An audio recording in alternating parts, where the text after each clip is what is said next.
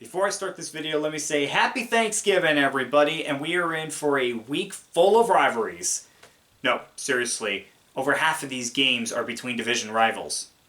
This is gonna be fun. What's going on, guys? Dick Support here, back to another video, and as I said, it is Thanksgiving week, which means we get 3 games on Thursday, all of them divisional matchups. Let's get into these picks. Alright, our first matchup is our first divisional matchup, Green Bay Detroit. This is a classic Thanksgiving Day game. For Green Bay, Jordan Love is coming off the best performance of his young career against the Chargers. Played really well. Let's see if that can carry over to Thursday. As for Detroit, they snuck away with a victory last week against the Bears. They know they got to perform better. They know they stole that win. I say they get the win against the Packers, but expect this one to be closer than you think. Our second Thanksgiving matchup is kind of another classic Thanksgiving matchup, Washington-Dallas. This ought to be an interesting game. For Dallas, this has been a team that's been able to win the games they should be, but you're just not sure whether they are a true contender or not this year. Meanwhile, for Washington, they had a good start to the season. It looked like they were getting better, but lately they have been kind of falling. None more so than last week when they lost to the Giants by 2 scores, even though they sacked Tommy DeVito 9 times. You think that would be almost impossible to do, and yet they did it. Give me Dallas.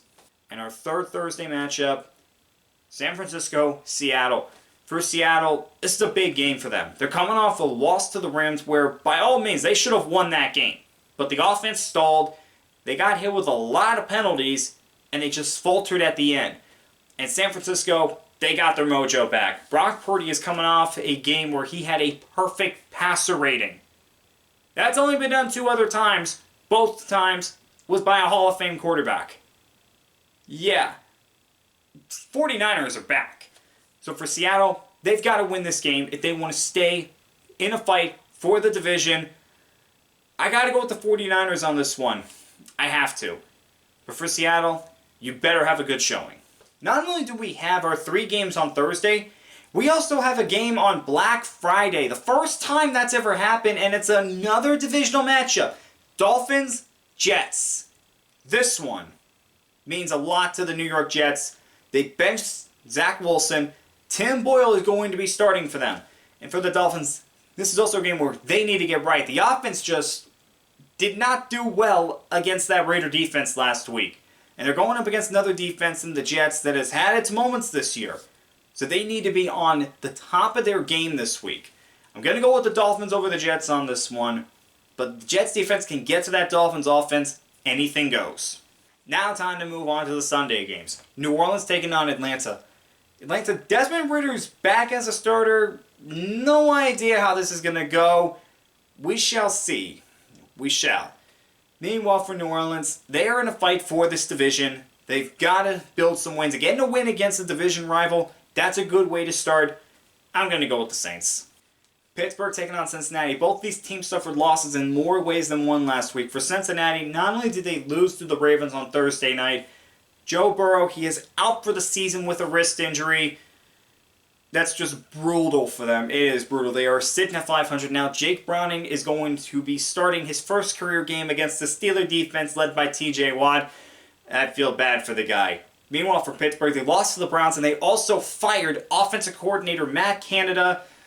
Look, we all know the complaints that he got from Steelers fans, and I think most of them were well warranted. I mean, that offense just did not look well. Kenny Pickett did not look well for most of the season. I'm going to go with the Steelers over the Bengals on this one, and we'll see whether the fire in Canada puts a spark in the Steeler offense. Jacksonville taking on Houston. Wait a minute, you're telling me Houston is fighting for a playoff spot this year? Yeah, that's what's going on. Houston is 6-4 right now, and they are coming off a game where it was mainly their defense that got them the win. CJ Stroud has had his worst game so far of the season, and they still pulled out a victory. Didn't expect that, and they are right behind the Jacksonville Jaguars. They've already beaten the Jaguars once this year. Now they're going for the season sweep. Jacksonville, they're coming off a win, but they better not take this Texans team lightly. They are here to fight. I'm going to go with Jacksonville over Houston, but this should be a good game. Hey, look at that. This is our first game that's not a divisional matchup. Tampa Bay taking on Indianapolis. For Tampa Bay, they suffered a tough loss last week against San Francisco. They got to start putting some wins together. They're going to be in a fight for this division because of how weak it is, but they got to put some wins together. Meanwhile, for Indianapolis, they're a young team. They're getting there. They still have a ways to go. I'm going to go with Tampa Bay. Patriots taking on the Giants. Who'd have thought these two teams would be where they are when we were looking at this game in August? For the Giants, Daniel Jones is out for the season. Saquon Barkley's been hurt this year. This Giants team just hasn't performed like they did last year. Meanwhile, for the Patriots, Bill Belichick, this has been a rough season for his team. And you really have to start questioning whether he's going to be the head coach for the Patriots next year. I think it's a good question to ask. As for this game, I'm going to go with the Patriots over the Giants on this one. Carolina taking on Tennessee. Two more teams that have just had it rough. Tennessee, they're going to be rebuilding soon. We can see that coming from a mile away. Carolina, they're in the middle of a rebuild. And I'm wondering right now, is Frank Reich going to be one and done as a head coach for the Panthers? It's a good question to ask. I mean, he's flip-flopping play calling duties. Bryce Young isn't looking as sharp as C.J. Stroud is.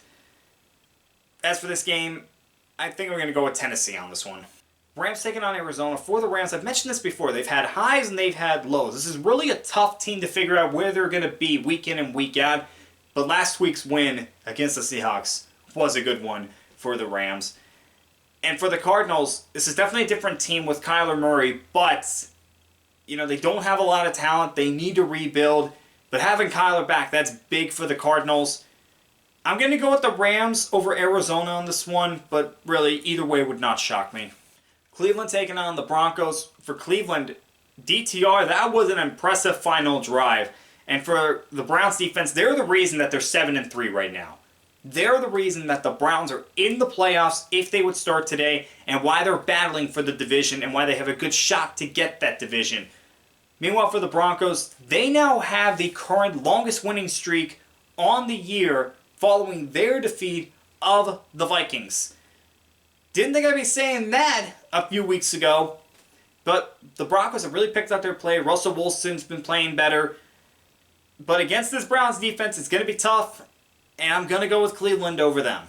Chiefs taking on the Raiders. For the Raiders, they get Josh McDaniels out. They promote Antonio Pierce to the interim head coach, and I hope he has a shot to earn the permanent head coach role, because this team has just played so much better with him as the head coach. Look what they did to the Dolphins offense. I mean, they only gave up 20 points. They gave themselves a chance. They couldn't pull it out, but still, I mean, this team is definitely playing better with Pierce as the head coach. For the Chiefs, I don't know what to say about that Monday night game. I mean, the receiving core really did let down Patrick Mahomes at the end of that game. I mean, all those drops. I mean, we know how good this Chiefs team can be when they're firing on all cylinders, but they have to be firing on all cylinders. They have to do better on offense. The defense is not going to be able to carry them throughout the entire season. That showed on Monday night. I'm going to go with the Chiefs over the Raiders on this one, but the Chiefs offense struggles again. Expect the Raiders to make this a game.